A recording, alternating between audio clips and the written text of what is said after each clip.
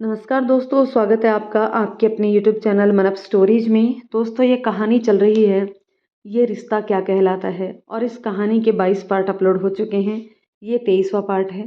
तो चलिए दोस्तों, कहानी के इस पार्ट को शुरू करते हैं। बात इतनी बढ़ गई कि सुरेश जी तक पहुंच गई।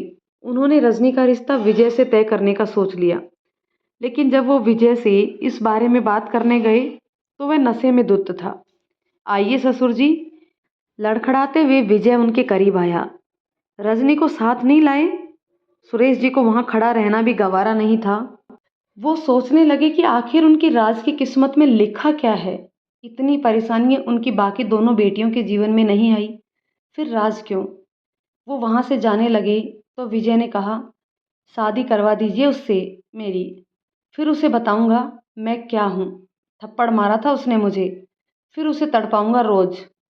सुरेश जी ने विजय को एक थप्पड़ दे मारा।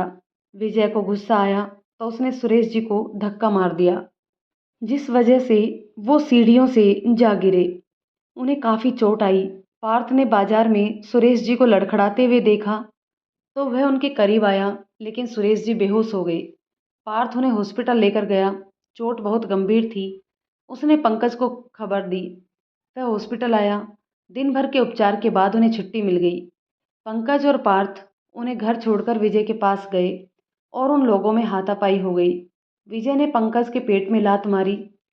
पार्थ पंकज के बचाव में बीच में आ गया। उसने विजय को घूंसा मारा। विजय जमीन पर मुंह के बल गिर गया।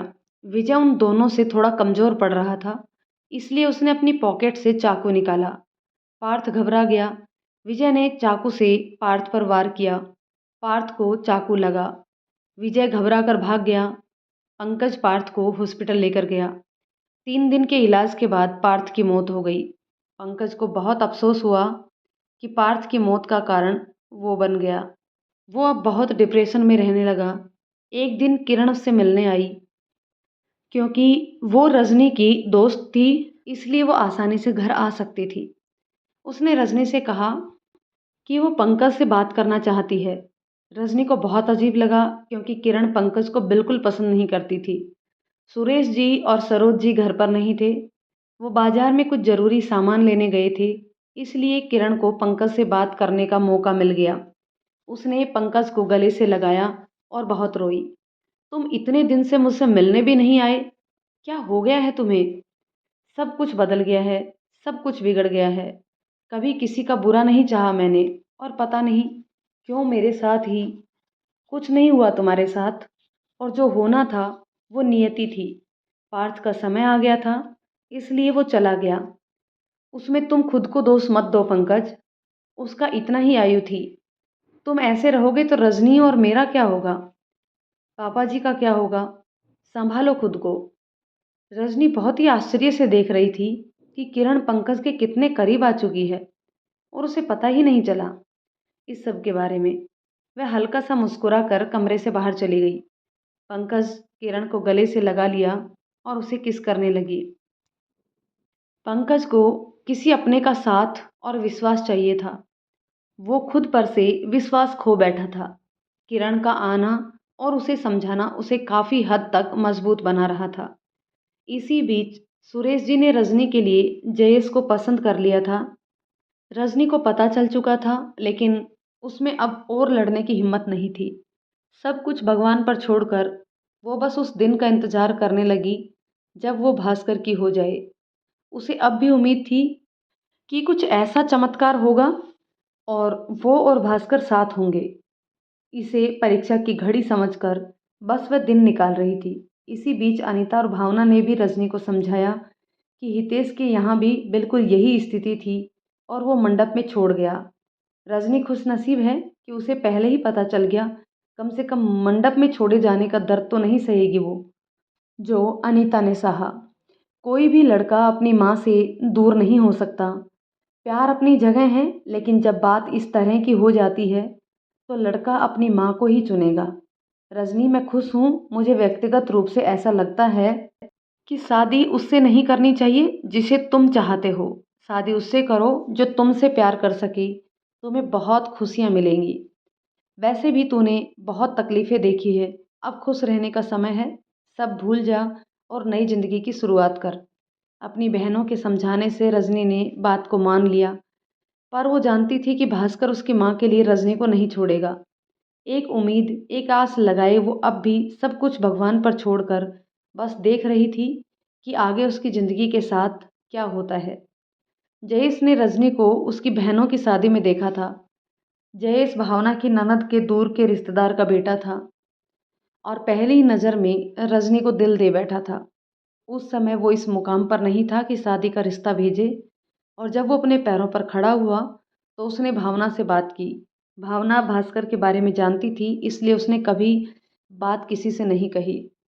लेकिन जब भास्कर की मम्मी ने रिश्ते के लिए ना कहा तो भावना ने अपने पापा से ये बात कही।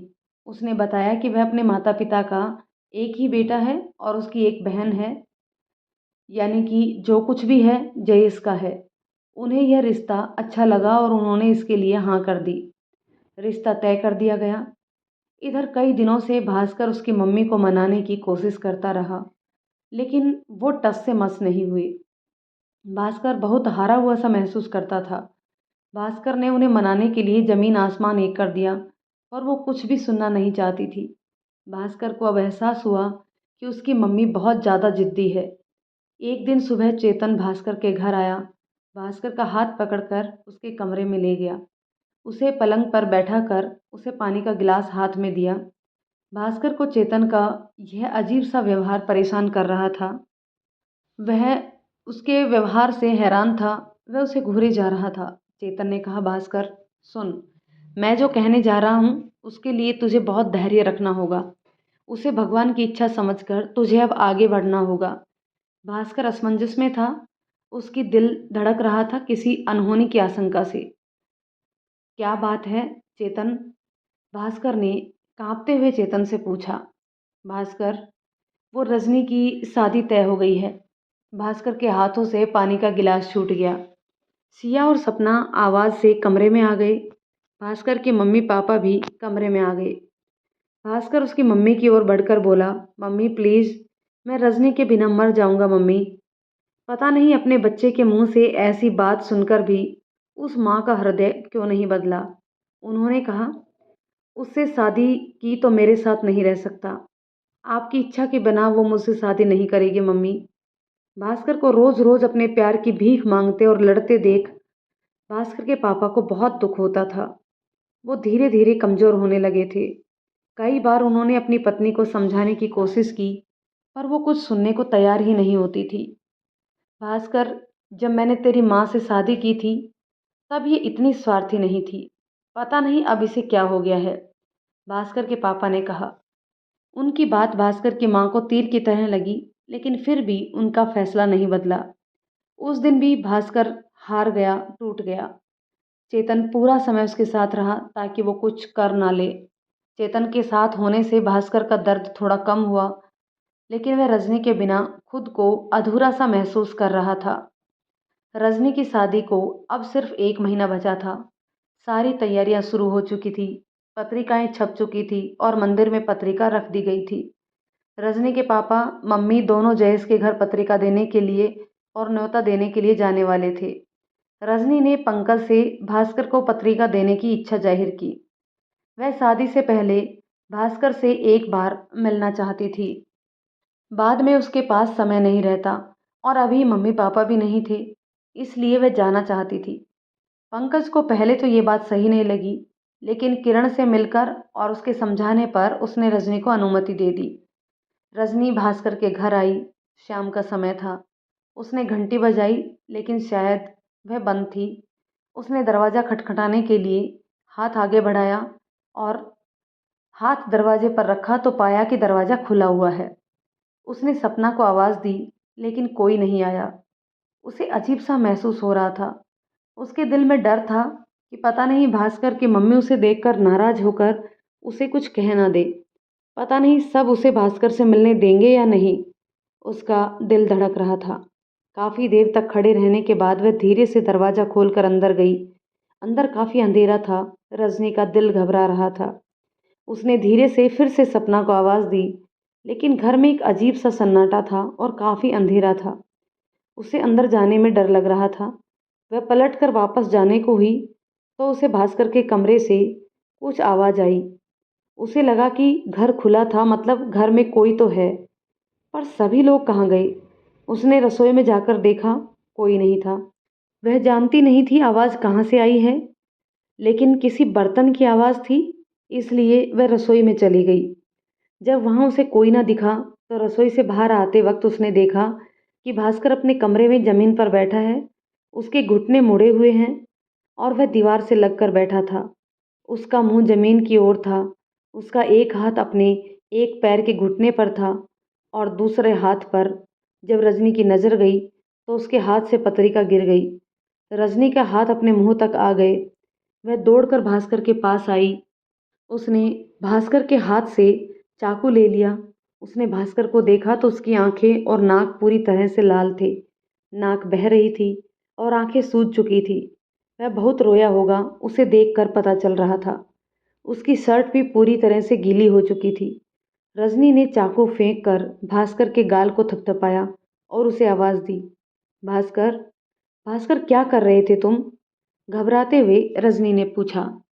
सब लोग कहाँ गए हैं? कोई तुम्हारे साथ क्यों नहीं है? भास्कर को इस हाल में छोड़कर उसके घर वाले कहाँ गए, ये रजनी सोच रही थी।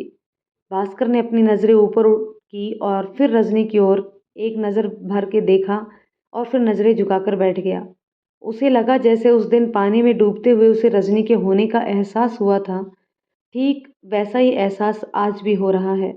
रजनी सच में वहाँ नहीं है। रजनी यहाँ कैसे आ सकती है? यह सोचकर वह खुद में बुदबुदाते हुए बोला, तुम फिर आ गई मुझे बचाने। मरने क्यों नहीं देती? तुम तो अपनी ज़िंदगी शुरू कर रही हो किसी और के साथ। मुझे तो चैन से मरने दो। अब तुम्हारा मेरी ज़िंदगी पर कोई हक नहीं।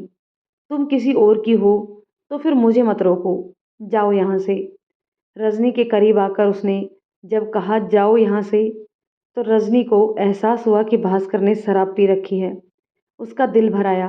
भास्कर कभी शराब नहीं पीता था, तो आज ये वह रुआंसी हो गई। उसने भास्कर को गले से लगा लिया और कहा, भास्कर, संभालो अपने आप को। ये क्या हाल बना रखा है तुमने अपना? मैं यहाँ तुमसे मिलने आई थी। मुझे मालूम नहीं था कि मुझे तुम ऐसी हालत में मिलोगे। घर के सब लोग कहाँ गए? और तुमने अगर कुछ भी किया तो मैं भी अपनी जान दे दूंगी भास्कर। रजनी की बात सुनकर और उसे गले से लगा देखकर उसे एहसास हुआ कि रजनी उसकी कल्पना नहीं बल्कि हकीकत में उसके साथ है। रजनी रोते हुए कहने लगी, मैं आना नहीं चाहती थी क्योंकि मैं कमज़ोर नहीं पड़ना चाहती थी, पर दिल नहीं माना। एक आखिरी बार तुमसे मिलना चाहती थी। पता नहीं फिर कभी मुलाकात हो या ना हो। भास्कर उसे एकटक देखने लगा।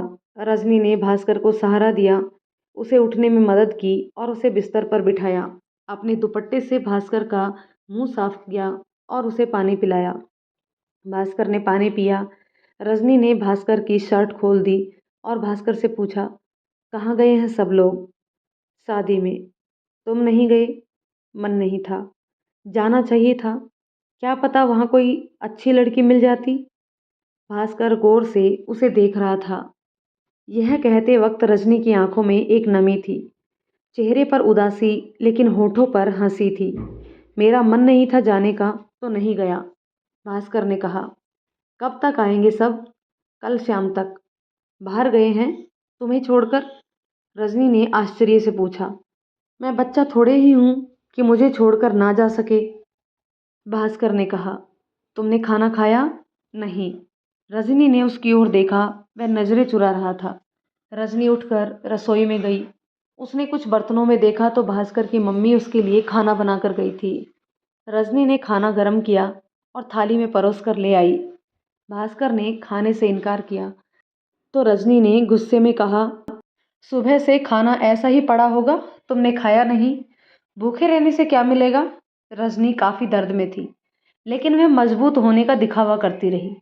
वह ऐसे दिखा रही थी जैसे उसे अब भास्कर की तकलीफ से कोई फर्क ही नहीं पड़ता, लेकिन उसकी हरकतों में भास्कर को उसकी चिंता साफ दिखाई दे रही थी। वह मुस्कुरा उठा। जब तक रजनी खाना गर्म कर रही थी, भास्कर नहा लिया था, लेकिन उसने शर्ट नहीं पहनी थी। उसे चक्कर आ रहे थे और उसने काफ़ी ज़्यादा पी रखी थी। भूखे पेट शराब पीने से उसे उल्टी भी हुई, लेकिन उसका नशा कम नहीं हुआ। अपनी आंखें भी वह बड़ी मुश्किल से खोल पा रहा था। रजनी ने देखा कि वह खाना खाने में असमर्थ है, तो उसने भास्कर से कहा, मैं खिला देती हूँ। भास्कर अब भी अपना मुंह फेरकर खाना खाने से मना कर रहा था। रजनी ने खाना उसकी ओर बढ़ाते हुए एक कोर तोड़कर अपने हाथों से भास्कर की ओर बढ़ाया और कहा, तुम्हें अभी भी क्या बच्चों की तरह हाथ से खिलाना पड़ता है? भास्कर की आंख में आंसू आ गए। उसने उसके हाथ से खाना खा लिया। आधा खाना खाने के बाद अचानक भास्कर बोला, तुम चली जाओगी, फिर इतने प्यार से मुझे कौन खिलाएगा? रजनी के हाथ रुक गए। उसके चेहरे का रंग उड़ गया। भास्कर ने उसका हाथ पकड़ा और खाना अपने मुंह में डाल लिया। उसने रजनी के हाथ से थाली ली और खाने लगा। उसे अब बहुत भूख लग रही थी। रजनी उसे देख रही थी। उसकी पलकें भीग गई, पर उसने खुद को संभाल लिया। भास्कर को अब थोड़ा अच्छा लग रहा था रजनी के वहां होने से। रजनी जब थाली रखने रसोई में गई तो भास्कर सोचने लगा, जब भी उसने अपनी जान लेने की कोशिश की, रजनी ने उसे आकर बचा ही लिया। रजनी उसकी जिंदगी ही तो है। भास्कर ने रजनी से पूछा, तुम यहाँ कैसे? नशे में उसके शब्द टूट फूट कर ही आ रहे थे। रजनी को याद आया कि वह तो बस भास्कर को काट देने आई थी। वह भूल ही गई थी कि वह भास्कर के साथ नहीं है। ये कुछ पल उसे ऐसे लगे जैसे वो भास्कर के साथ रहती हो, उसकी पत्नी हो। उसके लिए खाना लाना, उसके कपड़े बदलना, ये सब रजनी को सुकून दे रहा था, लेकिन सच्चाई तो कुछ और ही थी। उसने कमरे में नजरें दौड़ाई। दरवाजे के साइड में पत्रिका गिरी हुई थी। उसने वो उठाकर भास्कर को देते हुए कहा, मेरी शादी का इनविटेशन देने आई थी। भास्कर मायूस हो गया। अभी कुछ पल पहले वो एक खुशी महसूस कर रहा था, अब फिर उसका दिल भर आया। उसे रजनी का हक जताना, परवाह करना अच्छा लग रहा था, लेकिन यह सब अस्थायी था। रजनी तो अब यह सब किसी और के लिए करेगी। उसने पास रखी शराब की बोतल उठाकर फिर से एक ही सांस में पी ली। भास्कर! रजनी चिल्लाते हुए उसके करीब आई और बोतल छीनी। तब तक वह बाकी बची शराब पी चुका था। रजनी ने भास्कर को थप्पड़ मारा और कहा, ये करोगे तुम मेरे जाने के बाद? अपनी जिंदगी बर्बाद करके मुझे एहसास दिलाओगे कि इसकी जिम्मेदार मैं हूं, ताकि मैं खुश ना रह सकूं, चैन से ना जी सकूं? रजनी के थप्पड़ मारने से भास्कर को गुस्सा आने लगा। वह रजनी की ओर बढ़ने लगा। रजनी थोड़ा घबरा गई और पीछे हट गई, लेकिन भास्कर रुक नहीं रहा था। रजनी पीछे होते हुए दीवार से जा लगी। भास्कर उसके आसपास बाहों का घेरा बनाकर रजनी की ओर झुका। रजनी ने अपना मुंह दूसरी तरफ घुमा लिया। भास्कर को और गुस्सा आने लगा। उसने रजनी के गालों को अपने एक हाथ से कसकर पकड़ा और उससे कहा, अब तुम्हें मेरे किस करने से भी परेशानी होने लगी। अभी से तुम अपने पति की हो गई। जब तक शादी नहीं हो जाती तुम मेरी हो रजनी। भास्कर ने कभी भी रजनी के साथ ऐसा बर्ताव नहीं किया था। भास्कर, ये क्या कर रहे हो? छोड़ो मुझे। रजनी ने खुद उससे छुटाने की कोशिश करते हुए कहा। रजनी की आंखों से आंसू आ गए। उसकी आंखों में आंसू देखकर भास्कर का दिल पिघल गया। उसका गुस्सा शांत हो गया। वो अचानक रोने लगा और कहा, रजनी, मेरे साथ ऐसा मत करो। मुझ पर भरोसा करो। तुम सिर्फ मेरी हो रजनी। तुम्हें किसी और के साथ मैं सोच भी नहीं सकता। मुझे बहुत बुरा लगेगा जब कोई और तुम्हें छुएगा। कोई तुम्हारे होठों को चूमते हुए तुम्हारे बदन को छुएगा। कोई तुम्हारे साथ।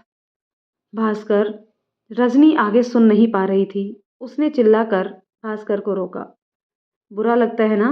मुझे भी लगता है रजनी। बहुत सपने देखे थे तुम्हारे साथ। ये सब मैं करना चाहता था। कोई और। भास्कर चुप हो गया। भास्कर, अब बहुत देर हो चुकी है, मुझे जाने दो। रजनी ने उसकी पकड़ से छूटते हुए कहा। क्या अब तुम मुझसे प्यार नहीं करती? भास्कर ने रजनी से पूछा। नहीं, अब हमारे बीच कुछ नहीं है। मेरी आंखों में आंखें डालकर बोलो रजनी। रजनी ने भास्कर की आंखों में देखा और वह कमजोर पड़ने लगी। वह उसके गले से लगकर रो पड़ी। भास्कर उसे अपनी बाहों में लिए उसके एहसास को जी रहा था। कुछ देर बाद रजनी उससे अलग होते हुए बोली, अब मुझे जाना चाहिए भास्कर, रात होने वाली है।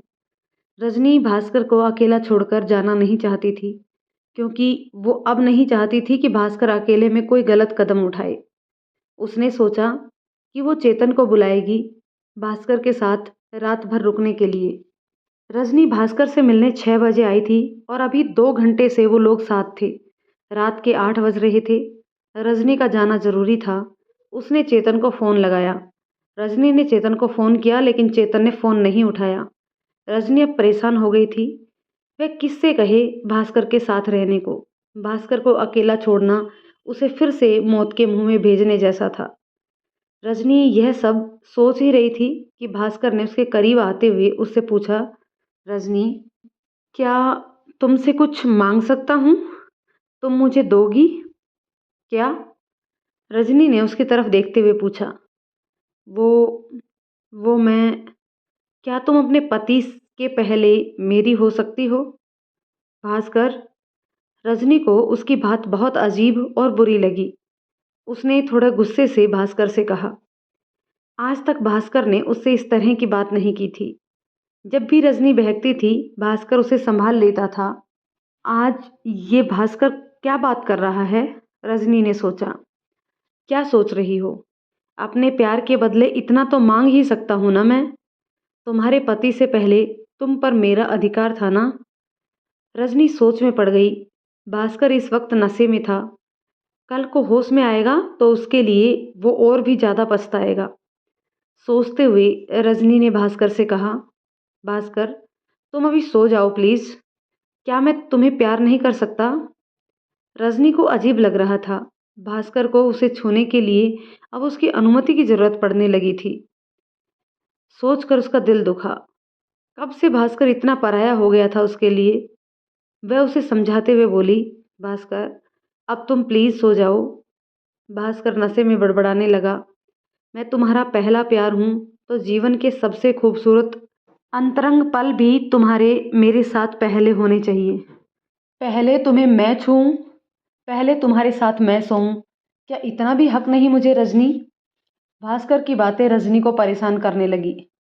ये भास्कर की सोच है या एक मर्द की जो अपने प्यार को किसी और के साथ नहीं देख सकता? पहले वो मेरे साथ, ये भास्कर क्यों सोच रहा है? लेकिन अगले ही पल रजनी ने सोचा, लेकिन भास्कर ने हमेशा मेरी इज्जत की।